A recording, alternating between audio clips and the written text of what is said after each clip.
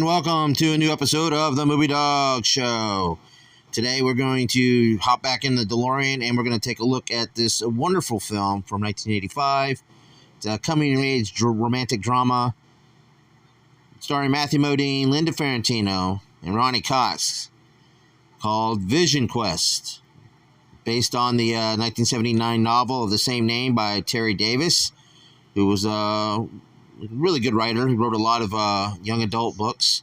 Modine plays a Spokane high school wrestler who falls in love with an older woman who herself is an aspiring artist from New Jersey on her way to San Francisco, and she gets kind of abandoned in the due to a car that breaks down, and he invites her to stay with her until her car gets fixed.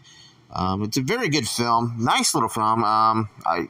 Right now, I think it's you have to go to Warner Archives to even buy a copy. It's kind of like not out there in public mass release when it comes to DVD or physical media.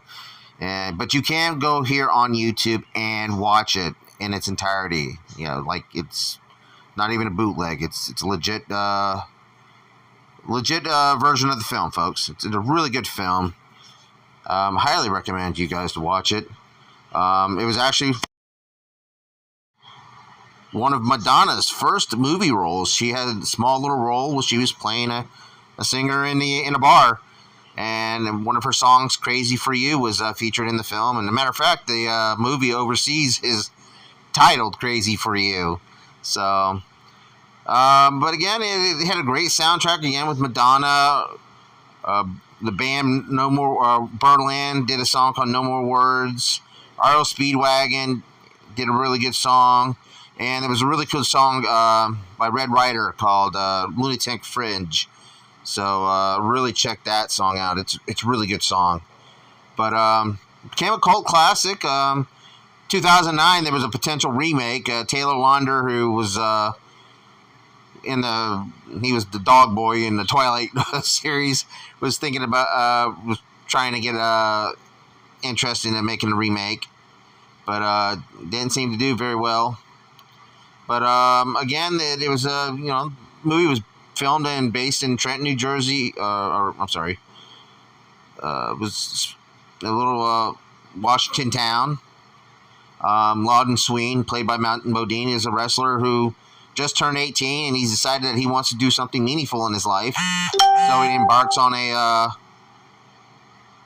mission, or what the Native Americans call in that part of the world, a vision quest.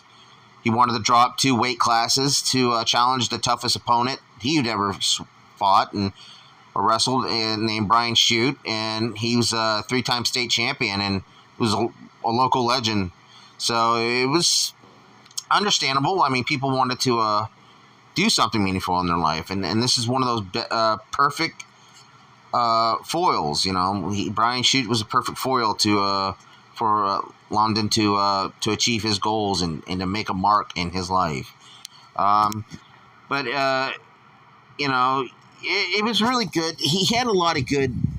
This movie hit hard. I'm going to say this. I mean, this movie was actually kind of spoken about my daughter's wrestling coach in his class. He kind of mentioned about it, and he mentioned the song "Lunatic Fringe." And I remember the movie because I had seen it a few times before in my youth on, I believe it was HBO or Showtime. But the movie really reminded me a lot of my youth. I myself, at a young age, when I turned 18, I dated an older woman, and it was it was a memorable summer. I'm not gonna lie to you. It was a very memorable summer that year. I mean, it was never meant to be, but I felt what Matthew Modine's character felt. Linda Ferrantino was,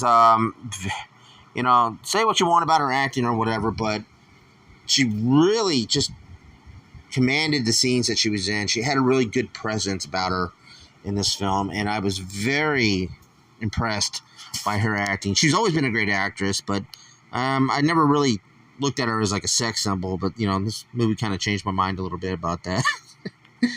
But again, he had great supporting cast. Again, Matthew Modine's character was always influenced by older gentlemen who were like mentoring him, and I was always hung out with the old guys at work and always talked to them and got life lessons from them. So, I mean, I said this film really hit hard for me, and you know, I remember those guys very fondly, and they would always give me life advice. You know, try to, and I do the same now. You know, when I talk to a gentleman who's real young, you know, try to give him some good advice about life, and don't make my mistakes, or don't tread on certain subjects. You know, I try to pound that through my boys a lot. But again, I mean, he goes for it. He's in love with this girl. She kind of looks at him as he's a young kid, you know, but, you know, she's probably about the age of 21.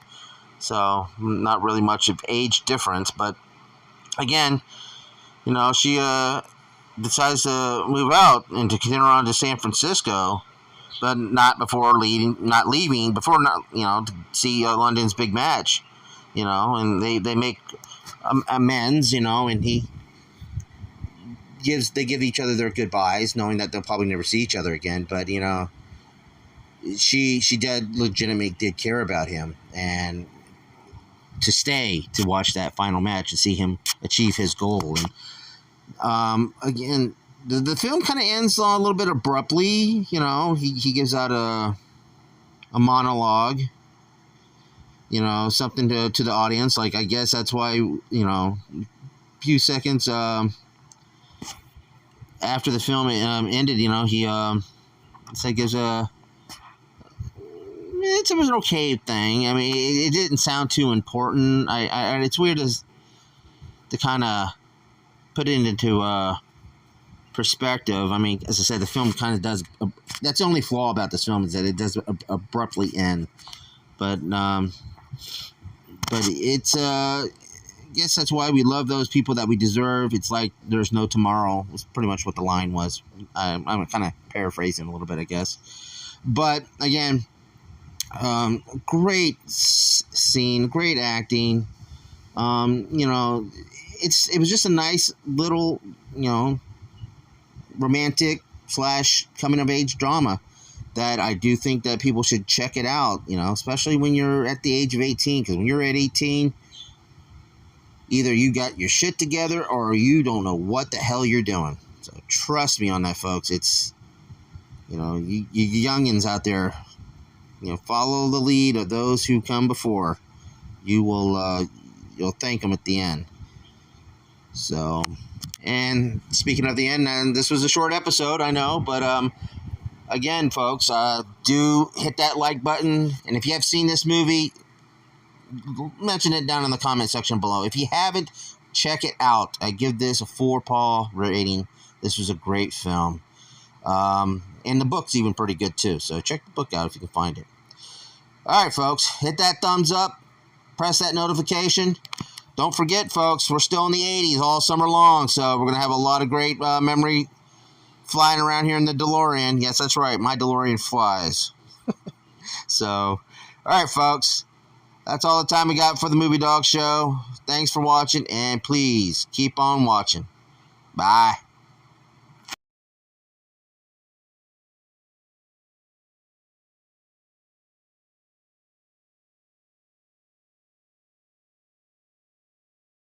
What are you guys going to do? The same act? You wear the same Focaccia suits? You'll scare people away. Thank you.